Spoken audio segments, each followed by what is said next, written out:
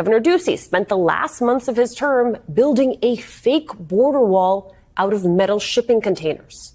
The cost to taxpayers, $82 million. Now, back in Texas, Governor Abbott has also begun to militarize the southern border to deter migrants, arming National Guard troops with rifles, building fences of barbed wires to create a physical blockade at a popular border crossing point.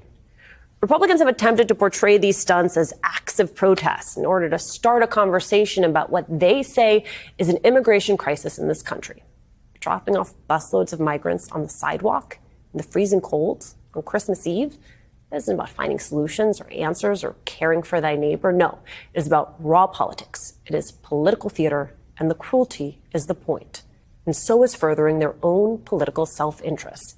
Greg Abbott, Ron DeSantis, Doug Ducey, they are all trying to showcase their pro-Trump bona fides on immigration in order to best position themselves for the presidential race in 2024. They are using human beings as political footballs, stacking up metal boxes on federal land, building sporadic barbed wire fences. That's not well-intentioned efforts at immigration reform. It's all about trying to win the support of the base to boost their chances in a primary. And Republican leaders are stoking the embers of a self-made crisis against the backdrop of what really has been a crisis for migrants seeking asylum in the United States. Back in 2020, at the start of the pandemic, Donald Trump activated a piece of arcane law called Title 42. Basically lets the president close the borders to anyone seeking asylum in this country for the purpose of maintaining public health. It allows border agents to turn away anyone fleeing from danger, seeking refuge in this country without so much as a hearing. Around 1 million asylum seekers are estimated to have been turned away at the U.S. border crossings since it went into effect. And this month, Title 42 was set to expire. Thousands of migrants have been queuing up at the southern border, waiting for the chance to seek asylum again. And so rather than propose any actual immigration reform measures, a group of Republican lawmakers sued the Biden administration to try and keep the public health law in effect indefinitely. The case now before the Supreme Court. And just tonight, there was a big development. The Supreme Court ruled that the policy of turning away asylum seekers will stay in place until the court can fully consider the case. Title 42 is not immigration policy meant for extended use. It's a public health measure that Republicans are now using as a political cudgel to advance their anti-immigrant agenda, in line with their other stunts and their other tactics.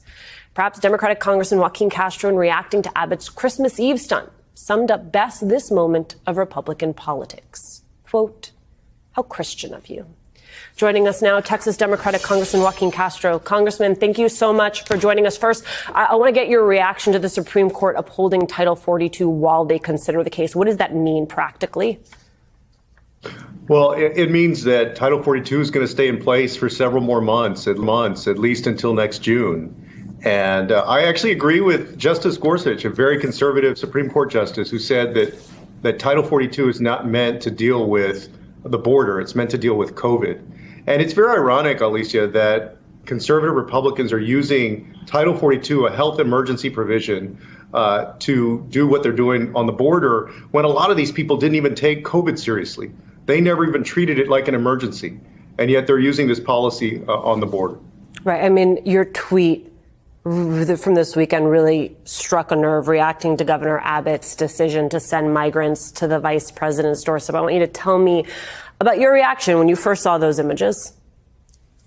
Well, like a lot of people in politics and just a lot of Americans, I actually wasn't on social media very much on Christmas Eve. I was trying to actually enjoy the night with my family. And then, I glanced at the video that you're showing now and read what was going on. And I was so upset that Greg Abbott, because he thinks he can become president, and because these guys like Abbott and DeSantis are so drunk on Trumpiness, that they're trying to be as mean and as cruel as they possibly can.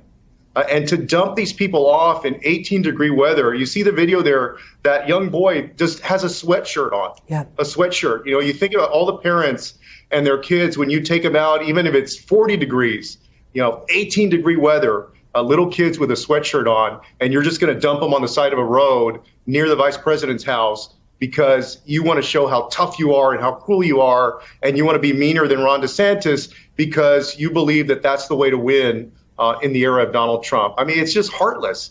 It's just completely heartless.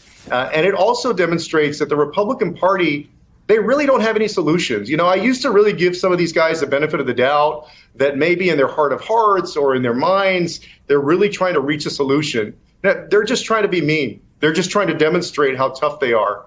They're trying to play to a certain base. And there is a sizable base of the Republican Party right now that eats this stuff up. They absolutely love it.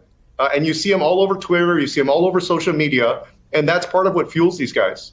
If that is true, right, if you have this anti-immigrant behavior, this cruelty because of the lead up to 2024, I wonder then what you think the antidote to that is. The ultimate antidote is to vote as many of these people out of office as you possibly can. It is to win in democratic elections. It's to organize. It's to get out the vote.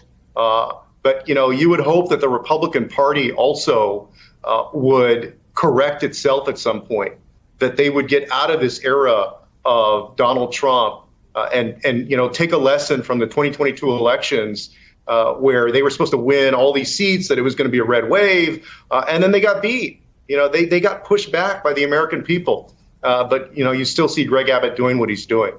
Here's the thing. You've heard all the same rhetoric that I've heard, and what someone like Governor Abbott says, what these other Republican governors says, that what they're actually doing is standing up for the people in their state, right? Creating a false choice as though you can only do one or the other. And I wonder what your retort is to that appeal.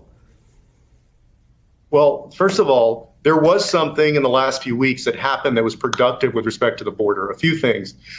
For example, I introduced a bill on controlling small arms trafficking, the small arms that are going to Mexico. We got to make it safer for folks in their home countries so that they're not threatened by drug gangs who have all these weapons. Make it safer for them to stay, help create opportunity in those countries, work with those countries to do that. But the bigger thing that happened is that the Congress actually, in the omnibus bill, passed $2 billion to handle the situation at the border, including offering economic relief to cities in Texas like McAllen and Del Rio and El Paso and San Antonio that are dealing with this situation.